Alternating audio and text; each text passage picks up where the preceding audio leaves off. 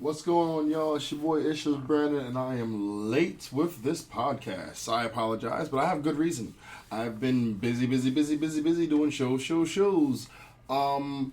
Okay, so let me start from the beginning. On this passing Wednesday, so November the 2nd, I had my first professional comedy show. And when I say my first professional comedy show, I mean a show where I performed I performed alongside of all other professional comedians.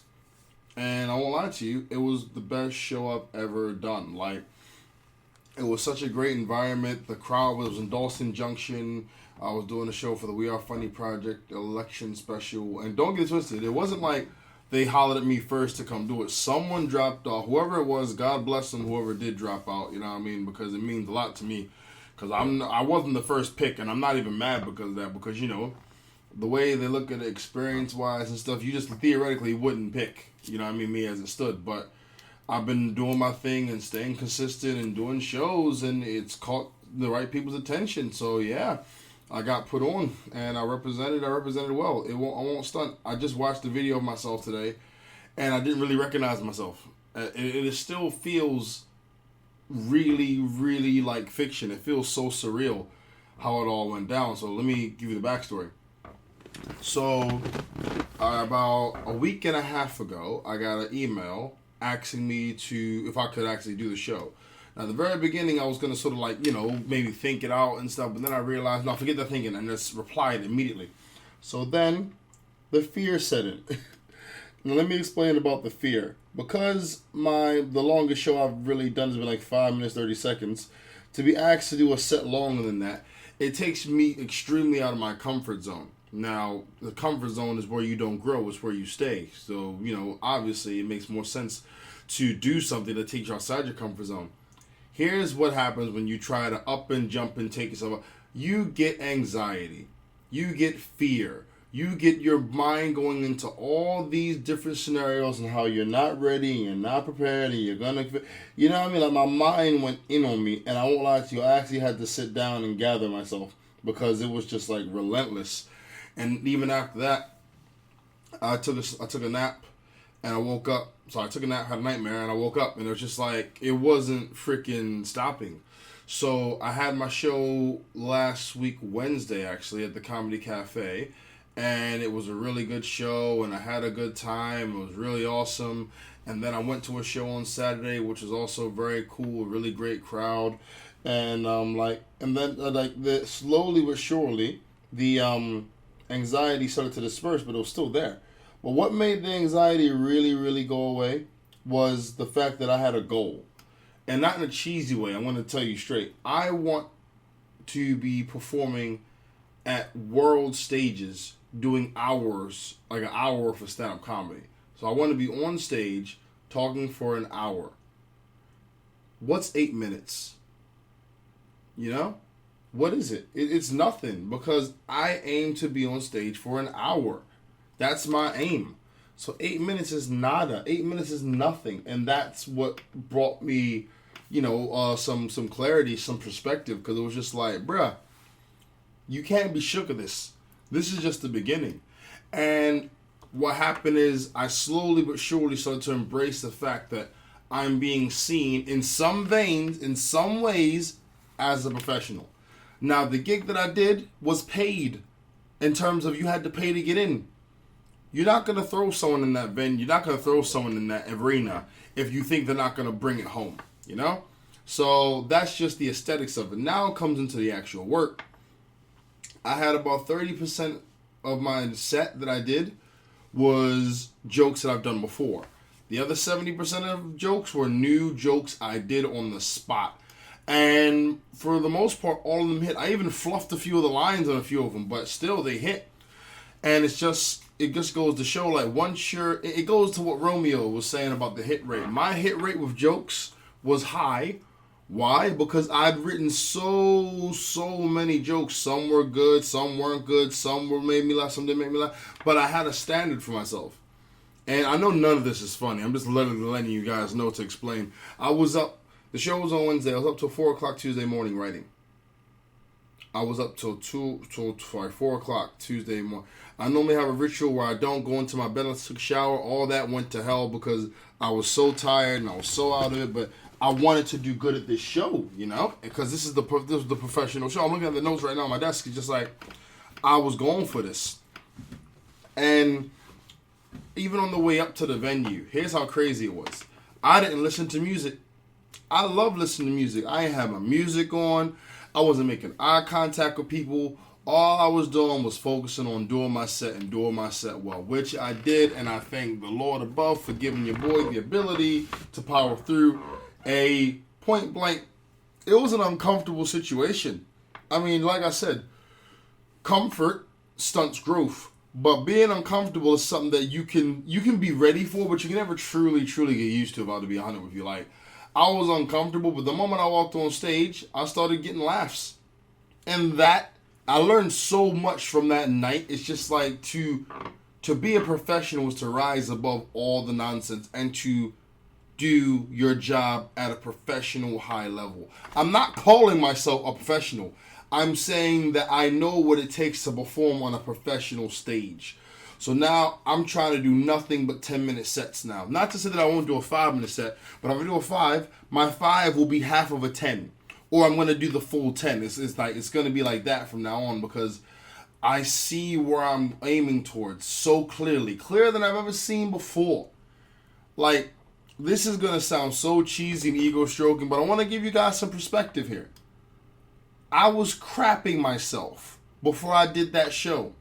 After I did that show, walking off stage, getting high-five, people patting me on the back, saying you're funny, laughing, saying good job. All that people approaching me, talking to me, that level of validation is addictive. It is almost like a drug. So now all I'm thinking about is writing more jokes and being funnier and doing more shows. Why? Because I want to get that hit again of that pure, unadulterated satisfaction that comes from pursuing something that I enjoy doing at a high quality. Yo, life is good. I'm tired now. I've been tired since the show. I'm still going to work and stuff, and it's just like, excuse me. It's like, woo. It's still setting in like your boy's doing big things. Like I was on Facebook. When you get tagged into posts and stuff, I got tagged by another comedian in a post where they're looking for American comedians in London. It's like, bruh. This is bigger than what it's big, and I got a show on the 30th at Comedy Cafe Theater. That's definitely confirmed. The one I mentioned in the post, that nothing's confirmed there. I'm literally, if I can, I will, but if I can't, then I won't. But if there's an opportunity, I'm gonna go for it, and that's literally what happened. I got opportunity. I went for the opportunity. You always fail everything you do not give an attempt to. You'll never ever see where that goes. However, if you check out an opportunity, there's a chance you may exceed, there's a chance you may not, but you never know until you go. And that's really the apex behind what I've been learning recently. Just like, got to put myself in the mix more, and I'm with it. 2 shows a week, working on sets, writing jokes, taking out old jokes, putting in new jokes, keeping the mind going, keeping the mind moving. Just believing in all the abilities that I actually have. Because as dumb as it sounds, we as human beings, we don't understand our full potential because our potential is shaped by our mind, and our mind is unfortunately shaped by our environment at times. So a lot of people who have all this potential may not ever realize it. Why? Because they're worried too much or thinking too much or been, mentally jacked into thinking, oh, well, I can only do this, I can only do that. And that's not how life should be, unfortunately. That's how some people get swept up in the tailwind. But like I said, the 30th of November, that's a Wednesday evening. Catch me at the Comedy Cafe Theater. I'm going to be there doing my thing, making with the funnies. So yeah, that's going to be a good night. And if I get any type of 10-minute slots, I'll definitely put you guys down. But as it stands now, I'm going to stick to doing my live music nights. When I'm doing those, I'll definitely let you know. For the rest of the week, I'm chilling because I need to get myself back together. I got work tomorrow morning because it's Friday night. I got work tomorrow morning, and I am so not in the mind of going to sleep, but I'm tired. It's fatigue in its purest form. Now, I want to ask for your apology because the last 10 minutes of nothing I said was funny. It's supposed to be a comedy podcast. So let's call this inspiration and right. So next up. First current event. Starbucks is accused of political brainwashing over cup design. An attempt by Starbucks to unify the country ahead of Election Day with a green coffee cup has backfired after angry customers threatened to boycott the chain. See what happens when you try to tell people that we're all the same? You get ignorant people who get offended. Now let's look at this from the most objective way possible. Let's say I don't like guys that wear pink shirts. You would assume you would never see me in pink. You wouldn't see me in pink. You wouldn't see me in magenta. You wouldn't see me in anything that rivals or could be mistaken as pink, right? That's what you would think. Unfortunately, now with this racism thing or the prejudice thing, you have people who say I don't want to be like this particular type of people, black people, for example. They're this, they're that. I don't like them. So why are you trying to look like them? Why are you getting lip injections? Why are you getting butt injections? Why are you getting breast? You know what I mean? It's just like, why are you getting all these things which directly correlate into what this culture is known for? It's silly, right? Yeah. And when you try to tell ignorant people that we're all the same, they get offended and they start to head out. And that's what's going on here.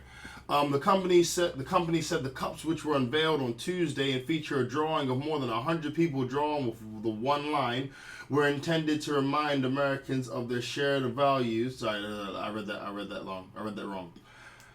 The company said cups, which were unveiled on Tuesday, and feature a drawing of more than 100 people drawn with one line. Okay, so everyone was drawn with one line.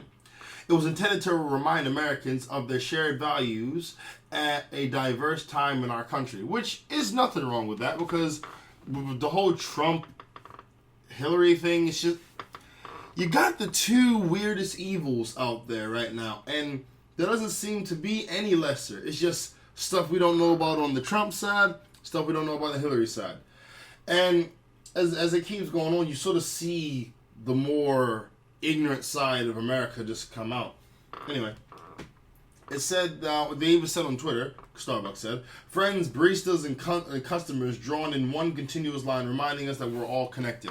That's a nice message if you ain't ignorant and racist and prejudiced. But if you are ignorant and racist and prejudiced, that's a terrible line. Can't be trying to tell people that they're all the same. People don't want to hear that. They want to hear about how different they are because they want to understand or they want to feel like they're superior to someone else. It's twisted, and it is actually a very, very big cry to having a low self-esteem. Right. All right. Next up, now this I'm gonna give you guys a little bit of a warning here. And by the way, it's Starbucks. It's Starbucks. Okay? Starbucks. The reason why Starbucks piss so many people off is because when people look at Starbucks, they think, very, very, very, very, very, very white or neutral. They don't think of it as taking a side. When you say everyone's equal, you're taking a side. Humanity doesn't have a representation. It's black and white and Latino and Dominican and Jamaican and African and Austrian. It's not humanity. When we get back to humanity, we'll become a better race as people. Until then, the aliens will just look at us and laugh at us for the ghetto we are.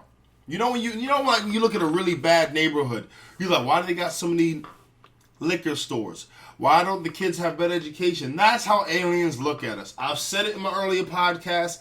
I'm going to say it now. I hope aliens never land here. Because if they do, we're all doomed. All of us. Doomed. Even us who know that we are, as a people, similar, we're doomed too. Why? Because we're going to be guilty by association. Anyway, next up. So let me give a warning here. This story I'm going to say is not happy. I'm reading it. Why? Because I think it's an issue that needs to be brought up. And it's really annoying. Actually, downright disgraceful. Next up. Jealous mom smothered 17-month-old son and texts picture of his body to his father with a laughing emoji. I'm not lying. I couldn't make this up. A Pennsylvanian mother has been arrested for allegedly smothering her 17-month-old son and sending videos of the boy's body to his father. Okay, let me tell you why that's messed up.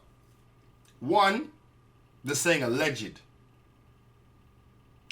It's either she did that or she didn't. That's not something you can fake or dance on the line about. It's not. It's either she smothered, there's signs of bruising on the neck. You know what I mean? You can't allegedly do that. I know they're saying because they haven't charged her yet, but realistically speaking, the evidence is that that's an open and shut case. But she's a lady, so there's some leeway given. So she's been charged with the criminal homicide of, I'm not going to read the name, also faces charge of attempted homicide after allegedly trying to smother her daughter. Boy. Now, I was talking to someone about this, and I'm going to say this and I'm going to stand by it. Why don't I have kids right now? I don't have kids because I know I'm not at a place in my life to facilitate having or raising a child. Which means there are people that aren't fit to be parents. There is this saying that says, oh, well, you can never be sure if you're going to be a good parent until you have a kid. Damn, that's some garbage and that's some BS. There are people in the world that are lonely and have no love for themselves, so they think having a kid's going to change. They wrong. They are wrong. And what happens? The kid ends up suffering. And sometimes it's fatal. It's disgusting that this chick was able to get away with, and I say get away as in you're having children and clearly you're not of sound mind to be having a child. Well, how can you gather if a person's of sound mind to have a child? Oh, I don't know. So, what do you do for a living? I dropped out of college. What do you do for a living? I dropped out of high school. What do you do? Oh, well, I used to be a stripper. I live with my mom now, and now I live off benefits. It's like there are obvious telltale signs. But because don't nobody want to tell a person you're not fit to be a parent, because no one wants to do that, we have these horrendous stories that happen. Police believe that she killed her son by pressing his face into the bedding of an air mattress. See, disgusting. She tried to do the same thing to her daughter and sent a video of both children lying face down to her boyfriend during a 3-hour argument that took place over text message. Boy, you know, it's really, really, really underestimated or understated how dangerous having a relationship conversation via text is. It is super dangerous. Why? Because you can't hear intonation through a text. For example, I could text someone, doop, good morning. You can read it as, doop, good morning. It's all about how you want to read the message. You should not have these type of anything emotional, you should never talk about it in text. You should always be voices. So at least you know if you tripping or not. In the disturbing video, she is allegedly heard saying, oh, look, she's still alive and sweating. Your son, on the other hand, is not even breathing. Wait, how do you allegedly hear something? Either you hear it or you don't. If it was something like, I don't know, I thought he said duck, but then he said suck. I get that. Or I thought he said tear, and then he really said deer. I get that. You cannot allegedly hear, oh, your daughter's alive and sweating, and your son, on the other hand, is not breathing. You can't accidentally, allegedly, possibly, maybe, kind of, sort of hear that. You can't. Now, what will bug me about this story, and what will always bug me about this story, is that when the story is said, when the story is put out there, ladies will always pull back in regards to their criticisms and or opinion about the story. They'll always pull back. Whereas if the shoe was on the other foot, if a guy did this, there would be nothing but fire, flames for that individual. Why? Because there's always going to be that level of, oh, there had to have been a reason why she did this. Oh, that'd be a reason. She wouldn't just do it for no reason. There's got to be a reason. What's the reason? There's always some type of understanding that happens when it's the female doing something horrendous. That's how it is. All right. See. Let's see. Okay. The guy said, who left the apartment at 2 p.m. for work, he responded, I sent it to the cops, posted to Facebook, I don't care anymore because you've ruined my life. What else can he say? What else can he do? Like, to be real, I do say this.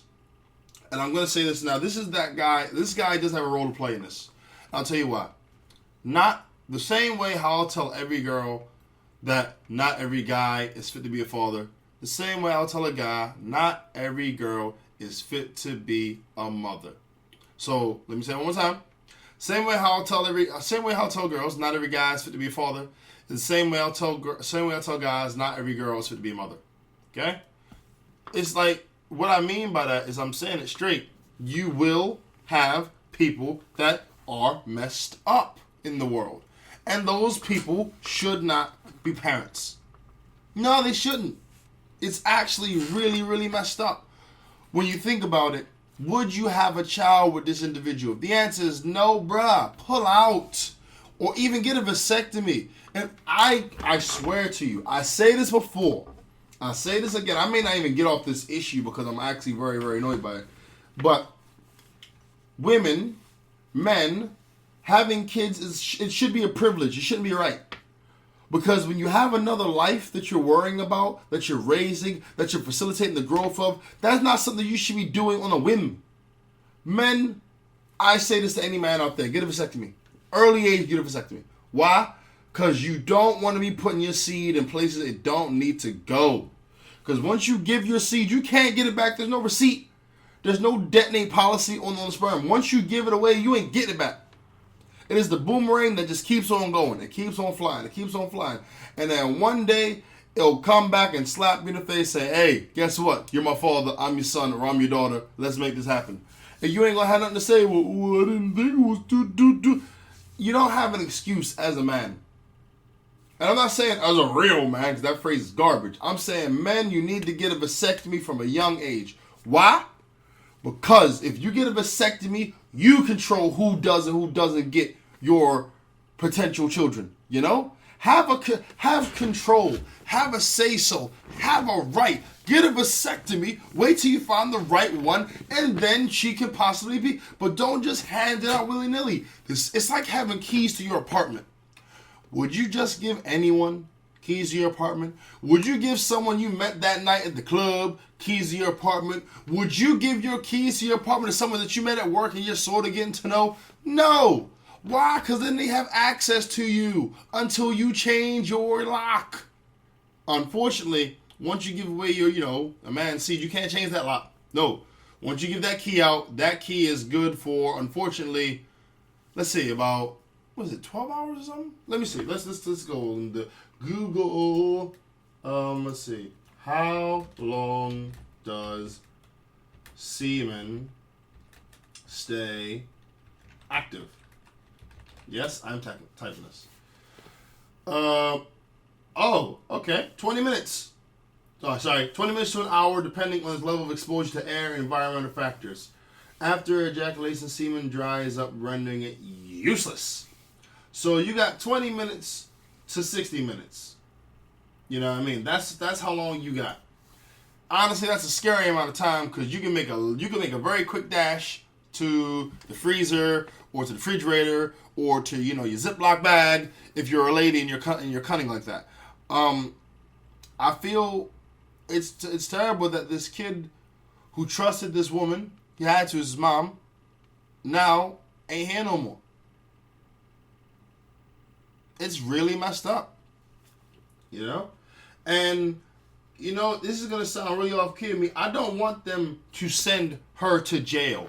I want them to give her a psychoanalytical background and a psychoanalytical breakdown to gauge all of her thoughts and to track it and to make this a public thing. Why? So when other females are feeling like this, or a guy thinks his girl is feeling like this, or maybe a girl thinks that their guy is feeling like this, they can find signs before it happens and gets to the devastating part and put in means to stop it. That's what I would love to happen. Of course, It's not going to, but hey. But let's keep going, though. In the argument that escalated, she said she no longer wanted the children at the apartment. One of the texts said, "Your kids ain't safe here. I don't want them here. Answer me or I'm going to jail for child endangerment." Then she told the guy at 10:01, I'm killing them, which she followed up with a laughing emoji. Then she sent a video followed by the message, "I wasn't even gonna send you the videos, but pretty sure your son is legit dead." Bruh. That's a stone cold female, boy. She added, "I'm going to jail either way. Hope it was worth it." See. Then she said, "I really snapped up this time. He told her to try and wake their son up. He urges her to hold the child before she apologized, explaining she dialed 911. Police said the boy was unresponsive." Yeah. Let's see. She said she admitted that she was responsible for the kid's death, and she's in jail, and the daughter is expected to be okay. All right, now, let's say, for example, this guy left the girl he cheated. That's not a reason to kill the kids. Let's say this guy was very, very standoffish and wasn't emotionally there for the girlfriend. Again, not a reason to kill these. There's a theme at what I'm saying, that there is no reason whatsoever to kill these kids. None whatsoever. At all. Don't make no sense. If you feel you're in this type of situation, call the police, man. And I'm not saying call the police so you can save the day, but here's how the police work. If you call them after an incident happens, they'll log it down, and if it happens again, they'll do something. They work off a paper trail. Call them, let them know. Call them, let them know. Call them. Keep calling them until it gets to the point where they've got like 14 calls or 14 reports registered how you've been complaining about there's an issue going on. So if something does go balls up and the ish hits the fan, you can say, "Yo, I hollered at you. I called you. I messaged you. I got at you. I called you, and look what happened." You're supposed to protect and serve, but look at what I got. No kids, because you ain't take me seriously. All right, boy. Let's get past this and try to get to something a little more interesting. But I say not interesting, a little more lighthearted. Mariah Carey's ex tried to push prenup past his lawyers before canceling the wedding, as singer demands $50 million divorce settlement. So, Mariah is single again. Bruh, I don't even know anymore. I just think she's unable to keep a relationship with anybody, because you gotta look at it. She's gone through the gauntlet of men, same as good old J-Lo. If you date a white guy and a white guy and a white guy and a white guy, you can claim that white guys are tripping. Why? Because you only dated one particular facet of man. However, if you do a J-Lo and you date a Latin guy and a white guy and a black guy and a Latin guy and they're all failing, no, there's something wrong with you. There's definitely something wrong with you. But when it comes down to this type of prenuptial stuff, this is where things get sticky. Like, I'm very, very stupid when it comes to the idea of a relationship, because I think that the male and female should have a very solid foundation of friendship before they pursue a relationship. That's me being a dumbass. I don't feel you should just jump into a relationship without having that friendship. Why? Because if you do, then there's no way the friendship's going to survive. There's no way the relationship's going to survive the turbulent times. And the turbulent times hit everyone. It ain't just the good or the rich, or it don't matter how much money you got. It don't matter where you live. If you ain't happy inside, your relationship will die. Why? Because your relationship is about you exposing yourself and opening yourself to your partner so they love you for who you are unconditionally. But you can't be loved unconditionally if you don't love yourself. This is what I'm saying. And people who don't love themselves are selfish. And I mean bad self. Not selfish as I'm trying to make my life better. No, I'm talking bad selfish, where you really only do things for yourself. I'm talking about ignorant, where you only look out for things that make you see in a certain perspective. You know what I mean? It's just, these things are dangerous. Despite the demand, the agreement was never signed off in time for the March wedding, and the two have called off their engagement following a row in September. You know, Mariah's going to get someone else. Why? Because she's an attractive lady, and she has a lot of money. Unfortunately, and I stand by this and I say this, she will never find happiness. She'll find safety, but she will never find happiness because she's not willing to make that risk. And I say that knowing that the guy could be a douche too. Absolutely, the guy could be a douche. But this is what I'm saying. The guys are always in pursuit of the ladies. The ladies allow the guys to come in. So it's like you're always the interviewer at a job. Yes. Next up, models. And I apologize, I'm sounding stuffy. This is just the cold in me just coming out. Models for French wig maker put on a full frontal show in hats and boots at London Fashion Week. Okay. In the pictures of these models, it's blurred. And do you know why I think it's ridiculous? Because these women got little boy bodies anyway. Woo! Sorry, these girls have little boy bodies anyway. The only femininity to them is their the nail polish and their vagina. Everything else is very, very, very boyish. And this is what people find attractive, I guess. I'm not interested in it. And I won't lie to you, I've never seen Tommy Hilfiger before, but I could see why he has lots of models that are very, very boy-like. What I'm saying, he definitely looks like he bats for the other team. Definitely saying. Actually, no, let me look that up. Let me not be discriminatory. Let me see.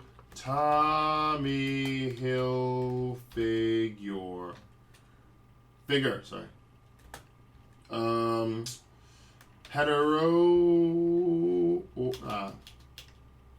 Orientation. No, there's gay. There you go. Gay? Question mark. Which male? Okay, let's see. Straight or bi? Okay, so he's straight or bi. Oh, wow, this is funny. Someone says, creativity should not be defined by sexuality. I'm looking at this up on this website, by the way. However, some important fashion designers who are/were apparently heterosexual, blah, blah, blah, blah, blah, blah, blah, blah, blah, blah, blah, included are some of the most successful women's class innovators in history. I also point out the fashion, whatever. Anyway, that was nothing to read. That was dumb.